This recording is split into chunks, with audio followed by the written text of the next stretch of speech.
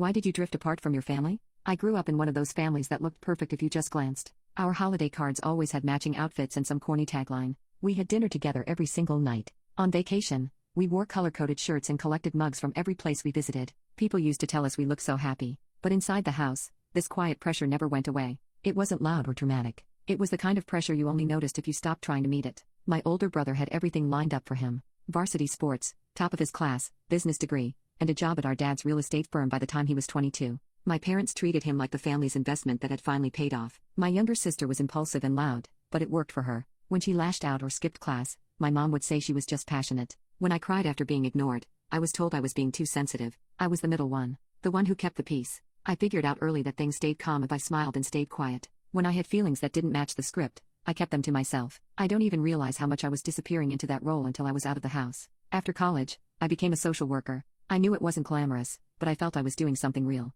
When I told my parents, my mom tilted her head and smiled in that polite way she always did when she disapproved. My dad said it was sweet, then immediately asked how I planned to pay off my student loans on that salary. I moved into a small apartment in the city, and they didn't visit once. They said it was too dangerous and not worth the drive. Then I fell in love. Her name was Alina, and she made me feel like I was allowed to take up space for the first time. When I introduced her to my parents over the phone, my mom said oh, and nothing else. She didn't call for a week. My dad barely acknowledged it and then commented on how life was already complicated enough. Still, I kept trying. I called every Sunday. I showed up for holidays. I brought Alina home for Thanksgiving one year and watched my mom give her the kind of tight smile she used to give my old teachers when she didn't like my grades. My dad asked her what she did, and when she said she was a therapist, he replied that people were too soft these days. They only called her my friend, even after we'd been together for 3 years. At Christmas, my sister gave me a card that said maybe next year you'll find a boyfriend. She laughed. Everyone laughed. I laughed too, and I hated how easy it was to fake it. The breaking point came in a way I didn't expect. I had pulled my mom aside after dinner and asked her,